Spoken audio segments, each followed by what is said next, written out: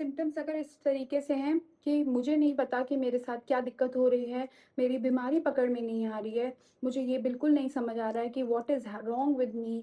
मैं खाना खाता हूँ या खाती हूँ तो मेरा पेट चढ़ा रहता है, मुझे कभी भी सर दर्द हो जाता है, कभी मेरे यहाँ बैक में दर्द हो जाता है, कभी मेरे अपर बैक में, कभी मेरे लोअर बैक में दर्द होता है, कभी मेरे घुटनों में दर्द होता है, कभी मुझे नींद ज़्यादा आती है, कभी मुझे नींद नहीं आती है, कभी मुझे डकार ज़्यादा आती है, कभी मुझे भूख ही नहीं लगती, कभी मेरी गैस बन जाती है, कभी मुझे डायरिया हो जाता है, कभी मुझे कॉन्स्टिपेशन हो जाता है।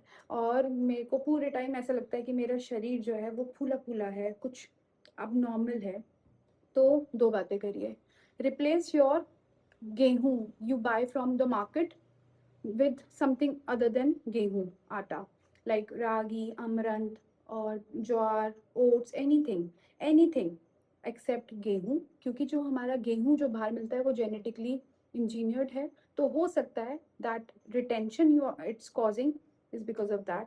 जो आपको पेट भारी भारी लग रहा है, it is because of that. And apart from that, start exercising, lose weight. If you when you lose weight, than half of your problem is solved. 100 में से 80% जो सिम्टम्स हैं वो चले जाएंगे, चाहे वो डायबिटीज़ डेवलप हो रही हो, चाहे वो ब्लड प्रेशर डेवलप हो रहा हो, चाहे वो इनफर्टिलिटी का प्रॉब्लम था, चाहे वो डिप्रेशन का प्रॉब्लम था।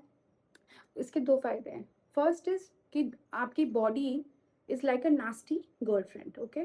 सो योर गर्लफ्रेंड क्या कहती है? गर्लफ्रेंड कहती है मेरा ध्यान रखो, मुझे इग्नोर मत करो। और अगर आप इग्नोर करते हैं अपनी गर्लफ्रेंड को तो what happens? She turns very rebellious, nasty.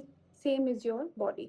आप उसको इग्नोर करेंगे, वो आपको बहुत सारी चीज़ों के साथ रिबेल करेगी, विल क्रिएट सिम्टम्स, कुछ कुछ ऐसा कि आपको समझ ना आए। जैसे गर्लफ्रेंड के आप गुस्से को नहीं समझ पाते ना, what's wrong, so same happens to your body. You will keep on asking what's wrong, but nothing will come out. First is this. Second, when you lose weight, when you start exercising, your happy hormones are there, you look good, you feel good, people start complimenting you, so you always feel better when you are exercising, you stay in shape. So better is, I'm not saying कि बिल्कुल celebrity style पतला होना है, but have a very healthy weight segment and also exercise. Nobody is trying to target the and I'm not trying to fat shame anybody.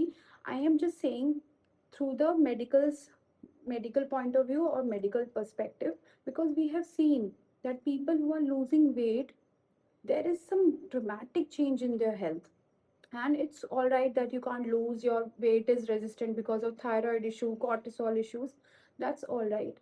I'm just saying that जो भी problem है, exercise ज़रूर करनी है, have a good exercise regime, eat less and eat more protein rather than having junk food or outside food or not caring about your food intake at all.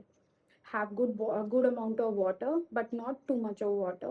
And whatever your fat thing is causing, पक्का कम होगा. So you have to take care of your exercise regime and just start losing weight. If you are walking, start running maybe. If you are not, you are just sitting right now, then maybe start walking.